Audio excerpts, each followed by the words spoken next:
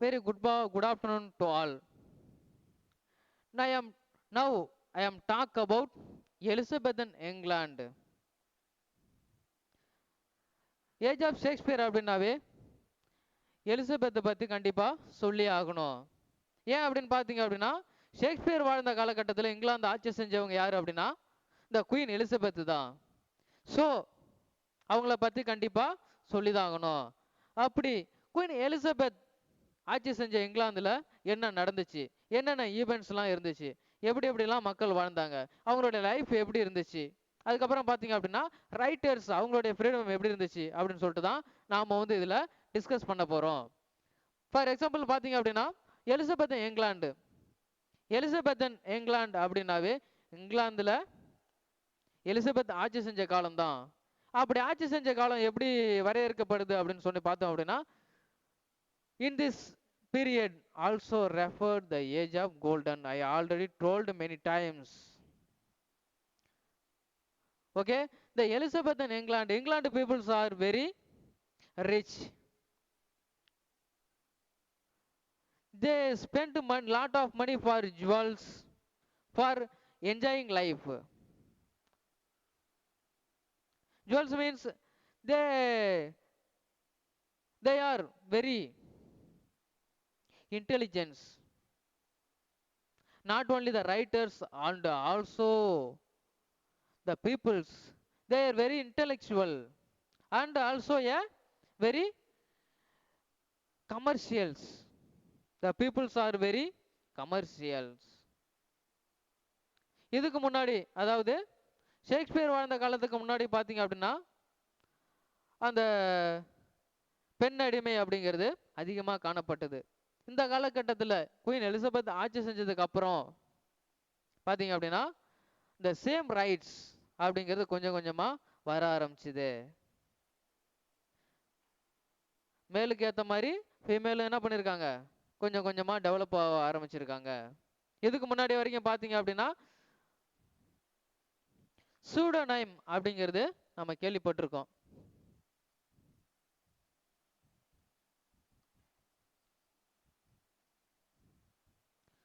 சூடோனைம் means அதாவது நாம எழுதுறோம் ஒரு ஒர்க் அப்படின்னு பார்த்தீங்க அப்படின்னா அந்த ஒர்க்கை வேற ஒருத்தவங்க நேம்ல நம்ம பப்ளிஷ் பண்றது தான். ஃபார் எக்ஸாம்பிள் இதுக்கும் அதுக்கு என்ன சம்பந்தம் அப்படின்னு சொல்லலாம் பார்த்தீங்க அப்படின்னா, இந்த எலிசபெத்தன் ஸ்டேஜுக்கு முன்னாடி இருந்தவங்களாம் என்ன பண்ணியிருக்காங்க அப்படின்னா ஃபீமேல் ரைட்டர்ஸ்லாம் என்ன பண்ணியிருக்காங்க அப்படின்னா மேல் நேமை யூஸ் பண்ணியிருக்காங்க அவங்களுடைய ரைட்டிங்ஸை பப்ளிஷ் பண்ணுறதுக்காக. பார்த்தீங்க அப்படின்னா இந்த ஜார்ஜ் இலியட் அப்படின்னு சொல்லிட்டு நம்ம ஒரு ரைட்டரை கேள்விப்பட்டிருப்போம், சரிங்களா? அவங்களுடைய ஒரிஜினல் நேம் ஜார்ஜ் இலியட் கிடையாது, சரியா? ஏன் அப்படின்னு ஜார்ஜ் இலியட்னு எதுக்காக அவங்க பேர் வச்சு அவங்க நிறைய ஒர்க்கை பப்ளிஷ் பண்ணாங்க அப்படின்னா, அங்கே வந்து பார்த்தீங்க அப்படின்னா மேல் டாமினேஷன் அதிகமாக இருந்துச்சு, ஆண் ஆதிக்கம் அப்படிங்கிற அதிகமாக இருந்தது, பெண்களுக்கு சம உரிமை அப்படிங்கிறது வழங்கப்படலை.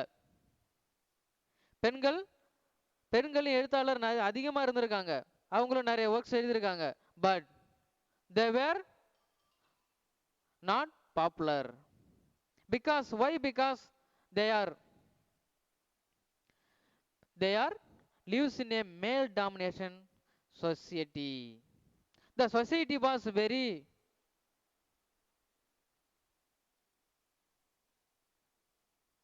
clear than the way of male domination. பார்த்தீங்க அப்படின்னா அந்த சொசைட்டியில் மேல் டாமினேஷன் அப்படிங்கிறது அதிகமாக இருந்துச்சு, அதனால இந்த சுதந்திரமாக எழுத முடியாமல் போயிடுது. அதுக்கப்புறம் குயின் எலிசபெத் ஆட்சி செஞ்ச அந்த காலகட்டத்தில் தான் என்ன பண்ணியிருக்காங்க, ஃபீமேல் ரைட்டர்ஸ் எல்லாமே எழுத ஆரம்பிச்சிருக்காங்க. His own writings published by their own name, சரிங்களா? அதுக்கப்புறம் ஃபீமேல் ரைட்டர்ஸ்லாம் சொந்தமாகவே பப்ளிஷ் பண்ணுறப்ப தன்னோட நேமை எழுதியிருக்காங்க. இதுக்கு முன்னாடி இந்த ரைட்டர்ஸ்லாம் they used the pseudonyms. Pseudonym means மாற்று பெயர். After that, the reign of Queen Elizabeth, totally they were changed. They got a freedom in the society. பெண்களுக்கு நிறைய ரைட்ஸ் வழங்கப்பட்டது, உரிமைகள் அதிகமாக வழங்கப்பட்டது. சரிங்களா? இந்த மாதிரி இருந்த காலகட்டம் தான் இது. அதுக்கப்புறம் எலிசபெத்தன் இங்கிலாந்து எப்படி இருந்துச்சு அப்படின்னா, mens and also womens are spend lot of money for entertainment, enjoying life. For example, they eat well, drink heavily, dress very passionately.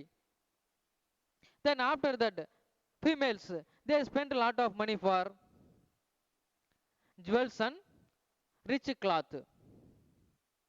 அதுக்கப்புறம் இந்த எலிசபெத் ஆட்சி செஞ்ச அந்த காலகட்டத்தில், நான் முன்னாடி சொன்ன மாதிரி ஒரு பாதிரியார்கள் மத குருக்களுக்கு கூட என்ன பண்ணோம், இந்த பணத்து மேல ஆசை வந்திருக்கு.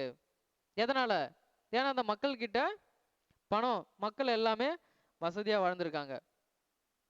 அதை பார்க்குற நம்ம மத குருக்களுக்கும் பணத்து மேல அதிகமா ஆசை வருது. ஹிஸ்டாரிக்கல் ஈவெண்ட் ஒன்று இருக்கு பாத்தீங்க அப்படின்னா, சாசர் வாழ்ந்த காலகட்டத்தில் சர்ச்சில் என்ன பண்ணிருக்காங்க, சர்ச்சை எரிச்சிருக்காங்க, கல்ல எரிஞ்சிருக்காங்க சர்ச்சில். அதுக்கப்புறம் அந்த மத குருக்களை அடிச்சிருக்காங்க. எதனால? they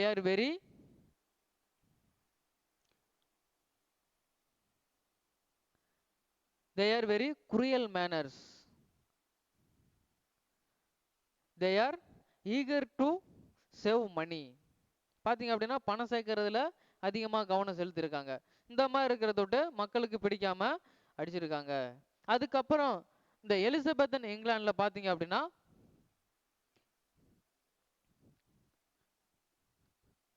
1592, it's a very very very very important year because the Blake was attacked England. The England was attacked by Blake.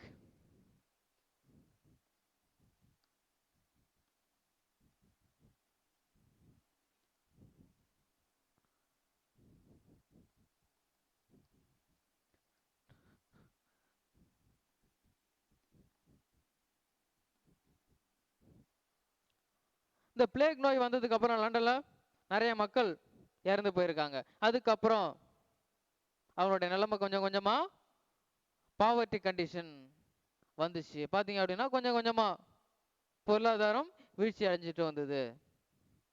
அதுக்கப்புறம் என்ன பண்ணாங்க அப்படின்னா, இந்த ராபரியில எல்லாம் ஈடுபட்டிருக்காங்க. அதாவது எலிசபெத் ஆட்சி செஞ்ச அந்த கடைசி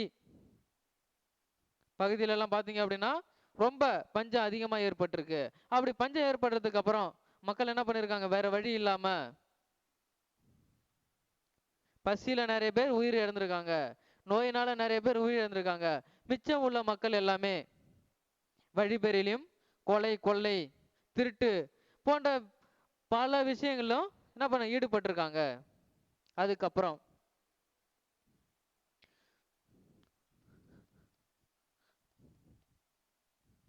the Elizabethan England commercially, particularly export and import, they were very flourished. இங்கிலாந்துல பாத்தீங்க அப்படின்னா இறக்குமதி இறக்குமதியில ரொம்ப ரொம்ப அதிக பணம் சம்பாதிச்சிட்டு இருந்திருக்காங்க. அதை தொட்டு தான் பாத்தீங்க அப்படின்னா ரொம்ப சந்தோஷமான ஒரு வாழ்க்கை வாழ்ந்துருக்காங்க.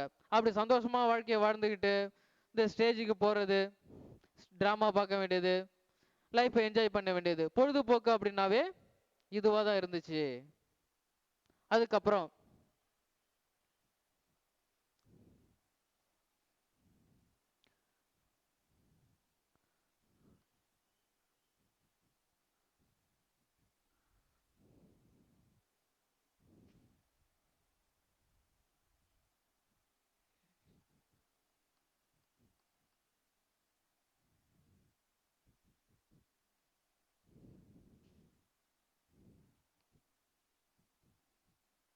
அதுக்கப்புறம் பாத்தீங்க அப்படின்னா பெண்களை எலிசபெத்தன் பீரியட்ல பெண்களை என்ன பண்ணிருக்காங்க, கடவுளா வழிபட்டிருக்காங்க. இதுக்கு முன்னாடி வரைக்கும் எப்படி இருந்துச்சு அப்படின்னு பார்த்தோம் அப்படின்னா இங்கிலாந்துல மேல் டாமினேஷன் அதிகமா இருந்துச்சு. அப்படி இருக்கிற அந்த காலகட்டத்தில் எலிசபெத் ஆட்சி செஞ்சதுக்கு அப்புறம் என்னாச்சு அப்படின்னு பாத்தீங்க அப்படின்னா மேல் டாமினேஷன் அப்படிங்கிறது கொஞ்சம் கொஞ்சமா குறைஞ்சிச்சு. அதுக்கப்புறம் பாத்தீங்க அப்படின்னா பெண்களை தெய்வமா வழிபட ஆரம்பிச்சுட்டாங்க. அதுக்கப்புறம் the next one,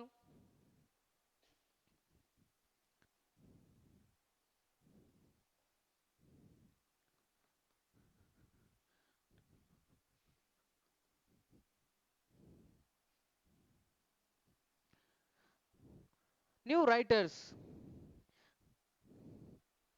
in this period. Elizabeth introduced many writers, many new writers. For example, William Shakespeare. William Shakespeare was popular, very, very popular, the time of Queen Elizabeth reign. Reign means ஆட்சி காலம். அதாவது queen Elizabeth ஆட்சி காலத்துல ரொம்ப ரொம்ப பாப்புலரா இருக்காரு. யாரு? நம்ம வில்லியம் ஷேக்ஸ்பியர். புதுசு புதுசா ரைட்டர்ஸ் என்ன பண்ணிருக்காங்க, எழுத ஆரம்பிச்சிருக்காங்க. புதுசு புதுசா டிராமா, அதுக்கப்புறம் பொயிட்ரி அப்படின்னு சொல்லிட்டு நிறைய new writers flourished by in flourished by the society. அதுக்கப்புறம் பாத்தீங்க அப்படின்னா the next one is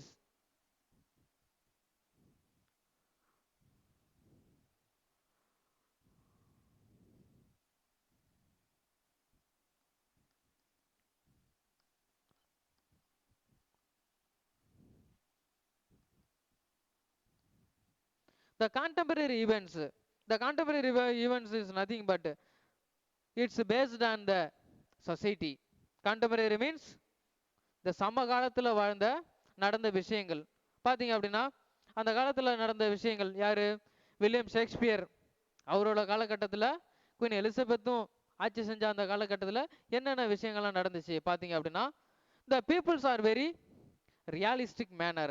peoples எல்லாம் பாத்தீங்க அப்படின்னா ரொம்ப ரியலிஸ்டிக்கா இருந்திருக்காங்க.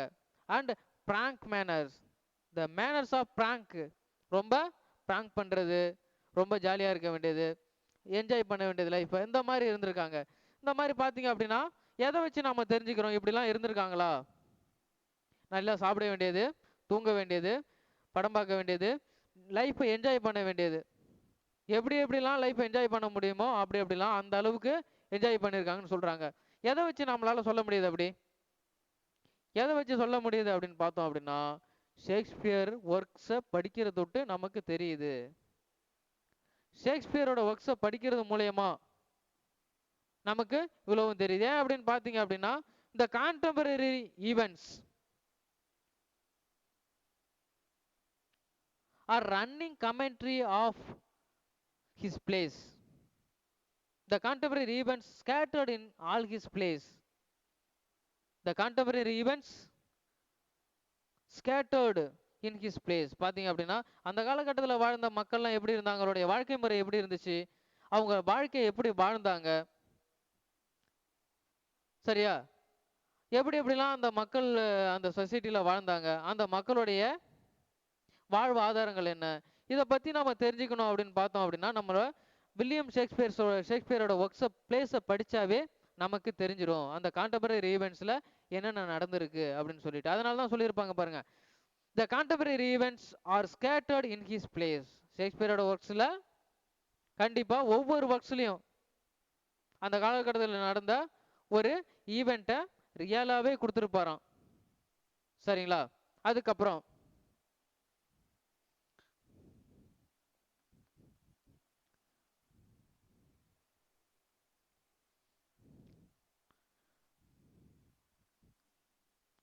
the Renaissance.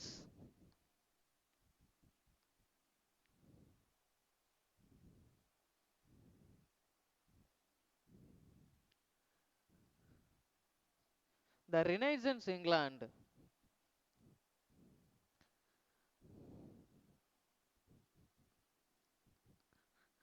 Revival, learning in England. The Renaissance England, revival learning in England. இங்கிலாந்துல இந்த ரெனைசன்ஸ் அப்படிங்கிறது பாத்தீங்க அப்படின்னா 14th செஞ்சுரியில it's very very very very top of the zenith. That means பாத்தீங்க அப்படின்னா இந்த ரெனைசன்ஸ் அப்படிங்கிறது இங்கிலாந்துல 14ஆம் நூற்றாண்டு, அதாவது 14ஆம் நூற்றாண்டு பாதியில தான் ரொம்ப பாப்புலர் ஆகுச்சு அப்படின்னு சொல்லிட்டு சொல்லுவாங்க. ஏன் அப்படின்னு பார்த்தீங்க அப்படின்னா, இது வந்து the renaissance was started in Italy in the year of 13th century. அதாவது 13ஆம் நூற்றாண்டுல ஆரம்பிச்ச இந்த ரெனைசன்ஸ் அப்படிங்கிறது பார்த்தீங்க அப்படின்னா 14ஆம் நூற்றாண்டுல தான் இங்கிலாந்துக்கு வந்திருக்கு. இத்தாலியில் ஆரம்பிச்ச இந்த ரெனைசன்ஸ் மூமெண்ட் இங்கிலாந்துக்கு 14ஆம் நூற்றாண்டுல தான் வந்திருக்கு. இப்படி 14ஆம் நூற்றாண்டுல வந்தப்ப பார்த்தீங்க அப்படின்னா the most of the play writers they are very popular, then they are very modern play. Another one, the modern playwrights are very popular. They were translated many works. For example, classical studies, Homer's Iliad, Ovid's Metamorphoses, Montague's Bulldogs, etc., etc. The many of works were translated into English. Many Latin and Greek language was very popular in this time because the popular works, many of Latin and Greek works are in translated into English. After that, the world stories, stories, world stories are ancient stories are translated into English. So பார்த்தீங்க அப்படின்னா இந்த renaissance revival of learning, இந்த லேர்னிங்ல ஒரு புது மறுமலர்ச்சியை கொண்டு வந்தது. எப்படின்னு பார்த்தீங்க அப்படின்னா லத்தீனில் இருக்கிற லத்தீன் கிரீக்கில் இருக்கிற ஒர்க்ஸ் எல்லாம் என்ன பண்ணியிருக்காங்க, இங்கிலீஷுக்கு டிரான்ஸ்லேட் பண்ணியிருக்காங்க. டிரான்ஸ்லேட் பண்ணுறது அப்படிங்கிறது ஒரு சின்ன விஷயம் கிடையாது. பார்த்தீங்க அப்படின்னா each and every points they have analyse, they analyse after that he wrote. Analyse பண்ணி அதுக்கப்புறம் ரொம்ப டீப்பாக ஸ்டடி பண்ணி தான் அதுக்கப்புறம் டிரான்ஸ்லேட் பண்ணியிருப்பாங்க. அப்படி நிறைய ஒர்க்ஸை டிரான்ஸ்லேட் பண்ணியிருக்காங்க. ஹோமர்ஸ் இலியட், அடுத்தது பார்த்தீங்க அப்படின்னா ஆர்சின்ஸ் ஒர்லாண்டோ ஃபியூரியோசோ, இந்த மாதிரி ஒரு ஃபேமஸான ஒர்க்ஸ் எல்லாம் என்ன பண்ணியிருக்காங்க அப்படின்னா டிரான்ஸ்லேட் பண்ணியிருக்காங்க.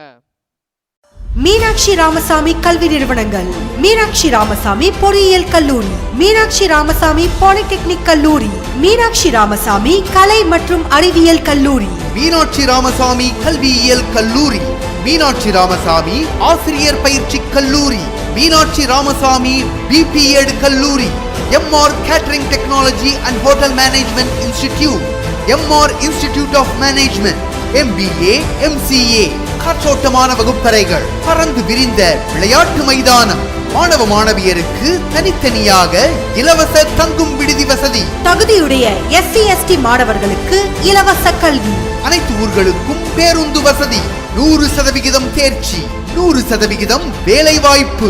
மீனாட்சி ராமசாமி வித்யாலயா CBSE பள்ளி மத்திய மாநில அரசு அங்கீகாரம் பெற்றது. LKG முதல் 10ஆம் வகுப்பு வரை. மீனாட்சி ராமசாமி மெட்ரிக் மேல்நிலை பள்ளி LKG முதல் 12ஆம் வகுப்பு வரை. மீனாட்சி ராமசாமி தமிழ் வழி மேல்நிலை பள்ளி 6ஆம் வகுப்பு முதல் 12ஆம் வகுப்பு வரை அட்மிஷன் நடைபெறுகிறது. சாதாரண மாணவரையும் சாதனையாளராக்கும் கல்வி நிறுவனங்கள் மீனாட்சி ராமசாமி கல்வி நிறுவனங்கள். திருச்சி மெயின் ரோடு, MR கல்வி நகர், தத்தனூர், உடையார்பாளையம் தாலுகா, அரியலூர் மாவட்டம். செல் 9947131299 94434 and 9942. Good afternoon to all. Now I am talk about the contemporaries of Shakespeare. The age of Shakespeare, there is lot of new authors, new writers, belongs to middle class, then lower class. There are few many people are belongs to, few many writers belongs to upper class. There are three type of peoples lived in England. The England, old England was filled with the middle class. The lot of peoples are belongs to middle class. Lot of writers belongs to the middle class. The middle class belongs to new writers. there are many new writers belongs to lower class. The topic contemporary writers of Shakespeare. The contemporary writers of Shakespeare. Contemporary means the age of same. Contemporary events means the same age. At the same time, many events or incident is there. That was called contemporary. In Tamil, contemporary means சமகாலத்தவர்கள். Contemporary writers means சமகால ரைட்டர்கள், எழுத்தாளர்கள். அதாவது Shakespeare வாழ்ந்த காலகட்டத்தில் இருந்த writers. அதாவது ஒரு இம்பார்ட்டன்ட் ரைட்டர்ஸ் பார்த்தீங்க அப்படின்னா யார் யாரு, ஷேக்ஸ்பியர் காலத்தில் வாழ்ந்த இம்பார்ட்டன்ட் ரைட்டர்ஸ்லாம் யார் யார் அப்படின்னு சொல்லிட்டு பார்க்க போகிறோம். சரிங்களா? அதுக்கு முன்னாடி பார்த்தீங்க அப்படின்னா கான்டெம்பரரி ரைட்டர்ஸ் ஆஃப் ஷேக்ஸ்பியர் இதை பற்றி நாம் ஒரு சின்ன டெஃபினிஷன் கொண்டு கொடுத்துப்போம். பார்த்தீங்க அப்படின்னா கான்டெம்பரரி அப்படின்னாவே பார்த்தீங்க அப்படின்னா அந்த சரௌண்டிங்கில் அவங்க வாழ்ந்த காலகட்டத்தில் யார் யாரெல்லாம் இருந்தாங்க, என்னென்ன நடந்துச்சு, அந்த பீப்புள்ஸ் என்ன பண்ணாங்க, அவங்களோட லைஃப் எப்படி இருந்துச்சு அப்படிங்கிறத பேஸ் பண்ணி வர்றது தான் இந்த கான்டெம்பரரி அப்படிங்கிறது. கான்டெம்பரரி ரைட்டர்ஸ் அப்படிங்கிறவங்க யார் அப்படின்னா ஷேக்ஸ்பியர் போலவே, அது இங்கிலாந்தில் ஷேக்ஸ்பியர் போலவே நிறைய ரைட்டர்ஸ் இருந்திருப்பாங்க. ஏன் சார் இங்கிலாந்தில் ஷேக்ஸ்பியர் மட்டும்தான் ரைட்டரா அப்படின்னு கிடையாது. சரிங்களா?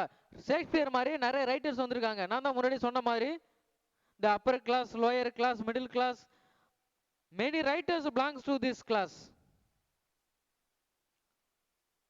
Okay, so the contemporary, the events are based on those time,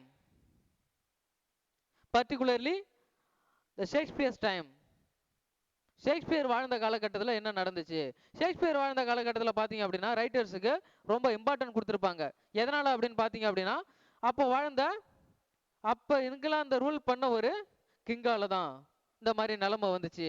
பார்த்தீங்க அப்படின்னா இதுக்கு முன்னாடி வாழ்ந்த ஆட்சி செஞ்ச கிங்ஸ்லாம் அந்த அளவுக்கு ரைட்டர்ஸுக்கு இம்பார்ட்டன்ஸ் கொடுக்கல. ஏன் ஃபார் எக்ஸாம்பிள் பார்த்தீங்க அப்படின்னா ஒரு ஷேக்ஸ்பியருக்கு முன்னாடி மெட்டாபிசிக்கல் ஏஜாக இருக்கட்டும், ஜான் டன்னோட ஏஜாக இருக்கட்டும், பார்த்தீங்க அப்படின்னா மேக்ஸிமம் சூடோநேம் தான், பெண்கள் எழுதக்கூடாது, ஆண்கள் தான் எழுதணும், இந்த மாதிரி நிறைய ரைட்ஸ் இருந்துருக்கு. அதுக்கப்புறம் பார்த்தீங்க அப்படின்னா இப்போ நிலச்சுவாந்தர்கள், பேரன்ஸ், டியூக்ஸ், நிலப்பிரபுக்கள்லாம் என்ன பண்ணுவாங்க அப்படின்னா அவருங்க என்ன சொல்கிறாங்களோ அவங்கள பற்றி, அவங்க என்ன சொல்லுவாங்க அதை பற்றி தான் எழுதணும், இந்த ஈவெண்ட்ஸை பற்றி எழுதக்கூடாது,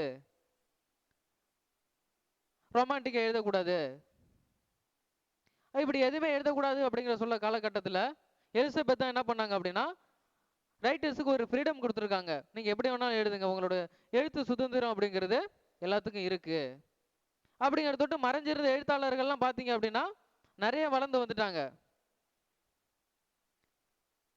பர்டிகுலராக பார்த்தீங்க அப்படின்னா அதில் இம்பார்ட்டன்ட் பர்சன்ஸ் யார் யார் அப்படின்னு பார்த்தோம் அப்படின்னா நம்ம ஃபஸ்ட்டு கிறிஸ்டோஃபர் மார்லோ அப்படின்னோடனே நமக்கு ஞாபகம் வர்றது எல்லாமே பார்த்தீங்க அப்படின்னா டாக்டர் ஃபாஸ்டஸ் அப்படிங்கிற ஸ்டோரி தான். பார்த்தீங்க அப்படின்னா இது அவருடைய இம்பார்ட்டன்ட் ஒர்க்லாம் நான் கொஞ்சம் கொடுத்துருக்கேன். பார்த்தீங்க அப்படின்னா Tamburlaine, Doctor Faustus, the Jew of Malta. இது மட்டும் இல்லாமல் எட்வர்ட் தேர்ட் அப்படின்னு சொல்லிட்டு ஒரு ஃபேமஸான ஹிஸ்டாரிக்கல் பிளே ஒன்று எழுதியிருப்பாரு. Edward the third.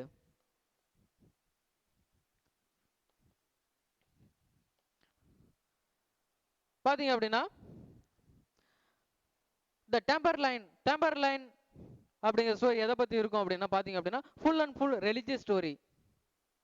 இந்த play contains with act wise, scene wise, the story full of very metaphysical way, full of the story based on fully God, religion, Christianity, இதை பற்றி தான் சொல்லியிருப்பாங்க. அதுக்கப்புறம் பார்த்தீங்க அப்படின்னா டாக்டர் ஃபாஸ்டஸ் பார்த்தீங்க அப்படின்னா ஒரு மிஸ்டிக்கல் ஸ்டோரி, ஒரு சயின்ஸ் ஃபிக்ஷனில் ஒரு பிளே வந்திருக்கு அப்படின்னு பார்த்தோம் அப்படின்னா அது இந்த பிளேவாக தான் இருக்கும். டாக்டர் ஃபாஸ்டஸ் கிறிஸ்டோபர் மார்லோட one of the best known work, very finest work of him.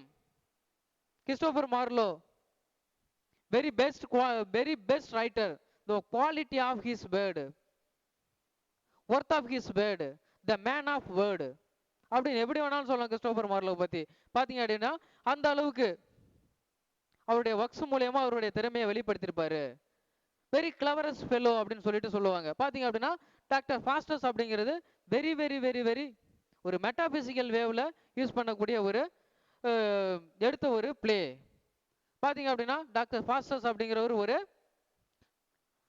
ஒரு சயின்ஸ்ல ரொம்ப ரொம்ப பியாண்ட் த ஹியூமன் நேச்சரை தாண்டி போகணும் அப்படின்னு சொல்லிட்டு பாடுபடக்கூடியவர்.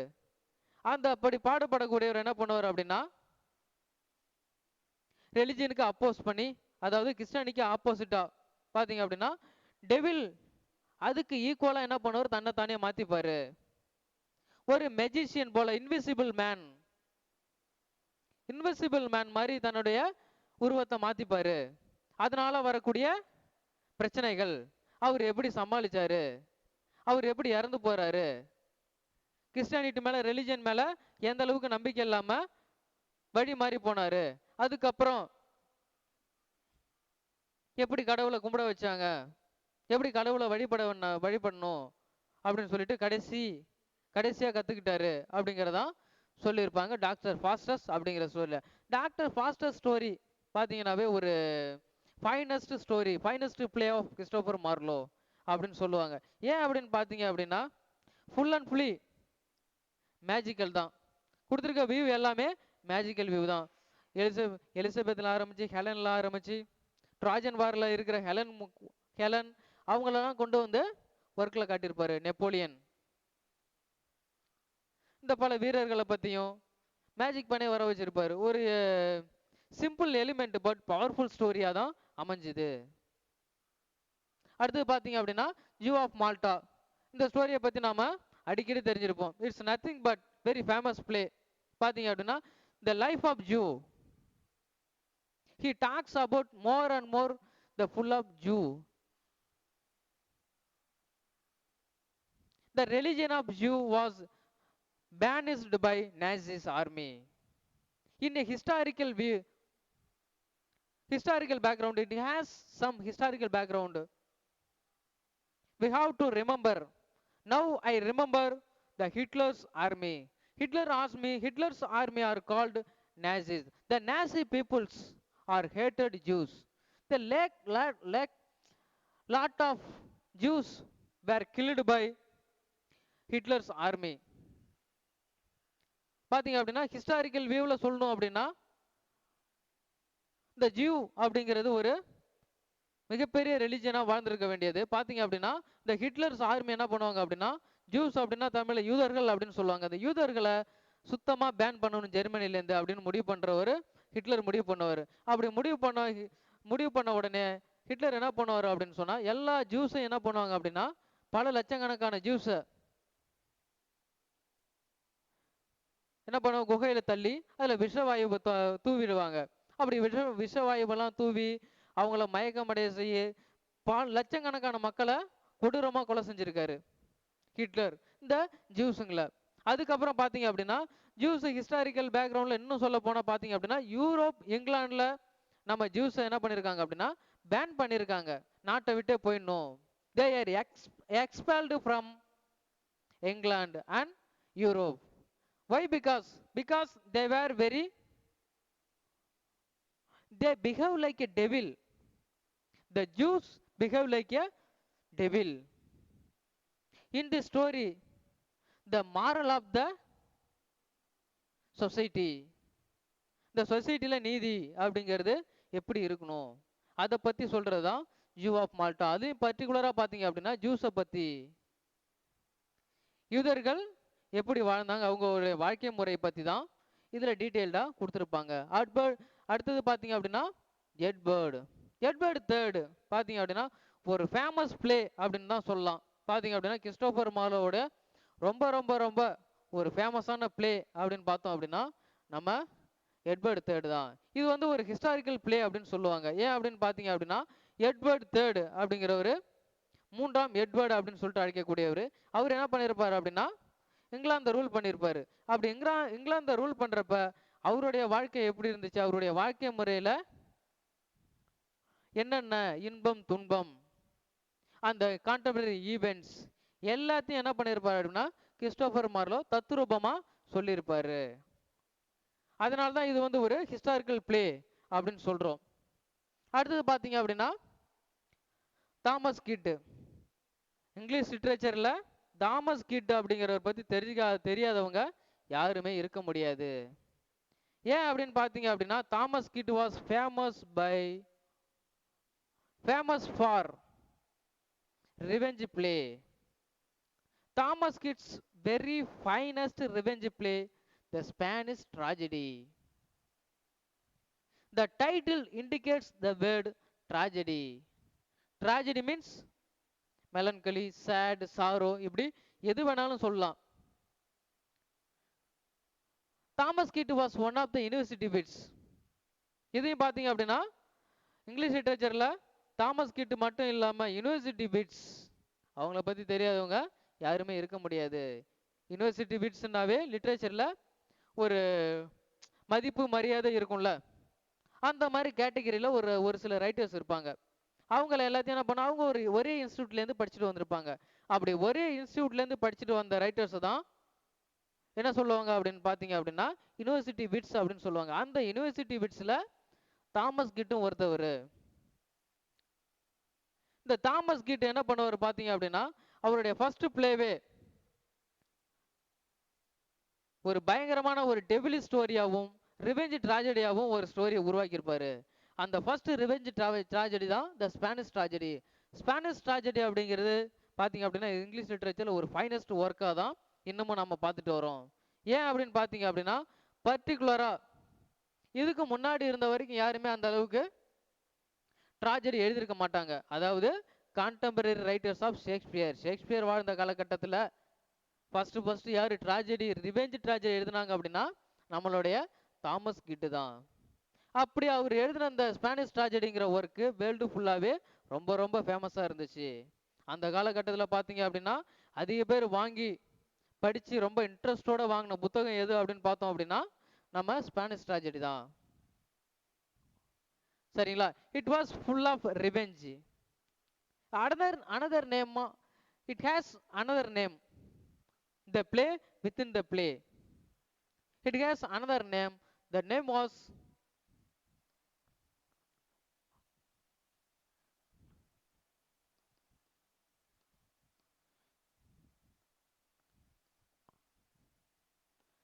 play within the play. Another title of Spanish tragedy. அதாவது பார்த்தீங்க அப்படின்னா இந்த play within the play அப்படிங்கிற ஒரு ஸ்ட்ரக்சரை பிளேவில் கொண்டு வந்ததும் தாமஸ் கிட் தான்.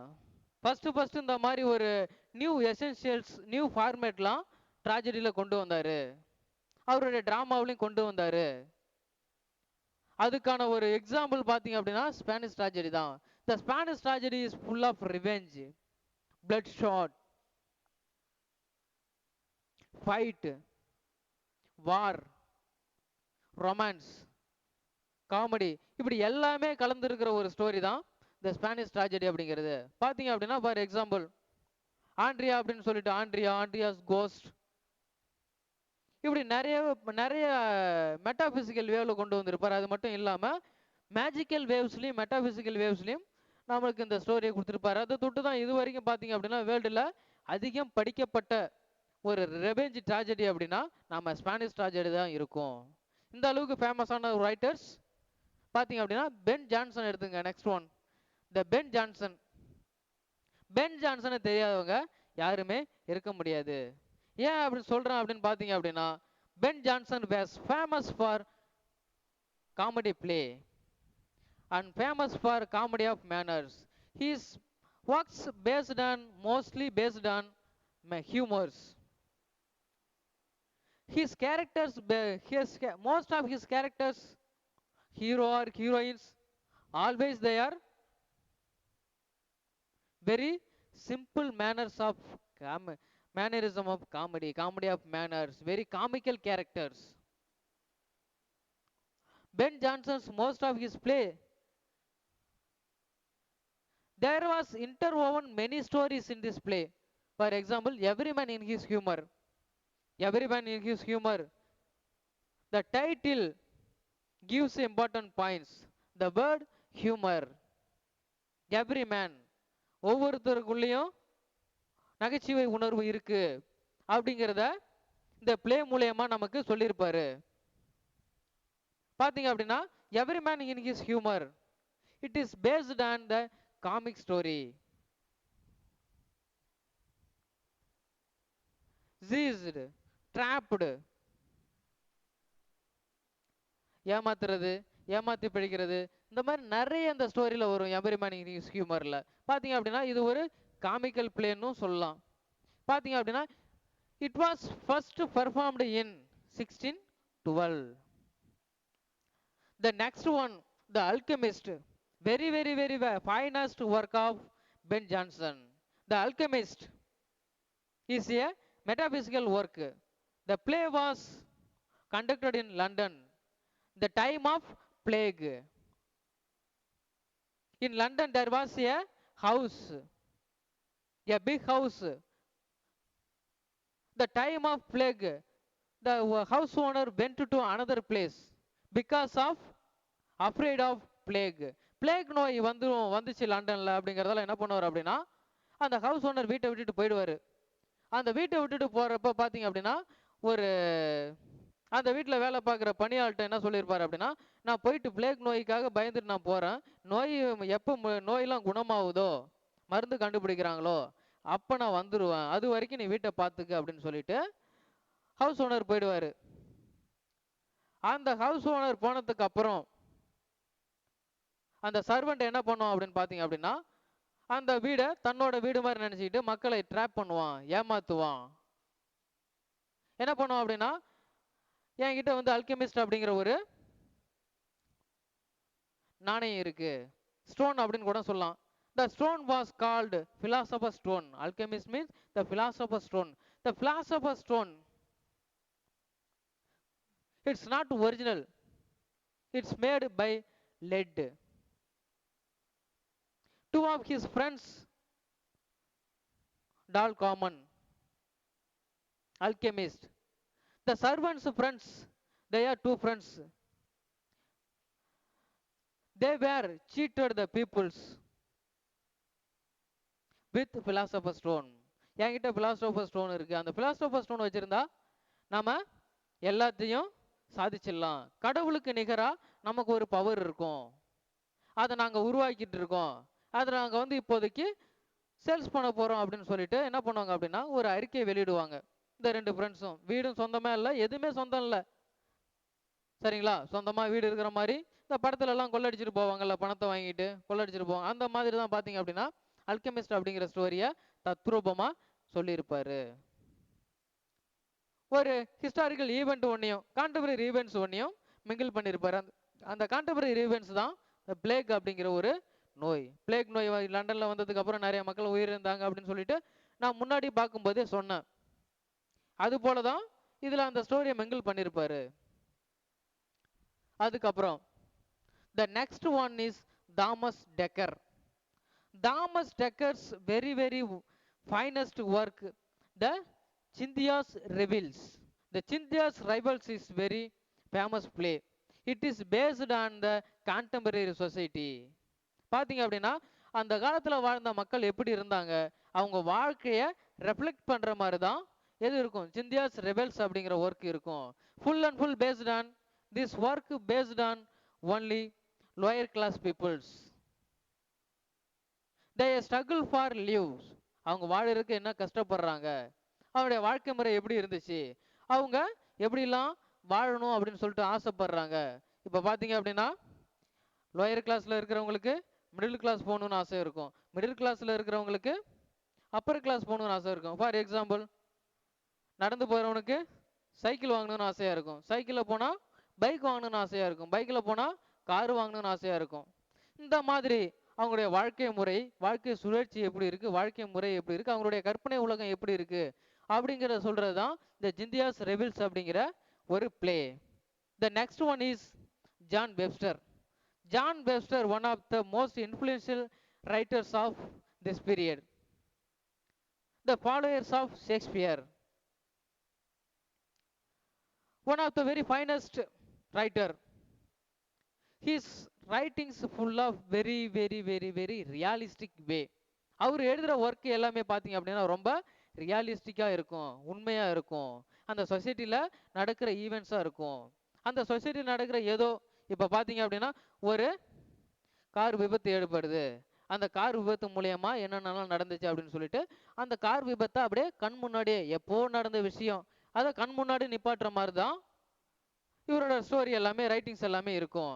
அப்படி எழுதின ஒர்க்கு தான் பார்த்தீங்க அப்படின்னா த ஒயிட் டெவில் அப்படிங்கிற ஒர்க். த ஒயிட் டெவில் அப்படிங்கிற ஒர்க்கு பார்த்தீங்க அப்படின்னா full and full ghost stories, vengeance, revenge, இப்படி தத்ரூபமாக நிறைய விஷயத்த சொல்கிற ஒரு ஸ்டோரி தான் த ஒயிட் டெவில் அப்படிங்கிற ஒரு ஸ்டோரி. நார்த்வார்டு ஹோ, நார்த்வார்டு ஹோ அப்படிங்கிறது ஒரு பர்டிகுலர் பிளேஸ், அந்த பிளேஸில் வாழ்ந்த மக்கள் அவங்கள பற்றி சொல்கிறது தான் இந்த பிளே. அதுக்கப்புறம் next Francis Beaumont. Francis Beaumont was an famous for philosophy. He was one of the philosopher. His philosophy based on human being and then psychological way. He used to his play in a psychological way. Most of his characters based on psychologically very poor, mentally ill. Then Philoster.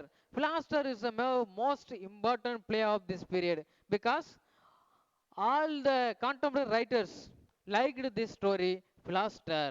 The contemporary writers John Webster and Dekker, Thomas Kidd and Shakespeare also, they were like this play, the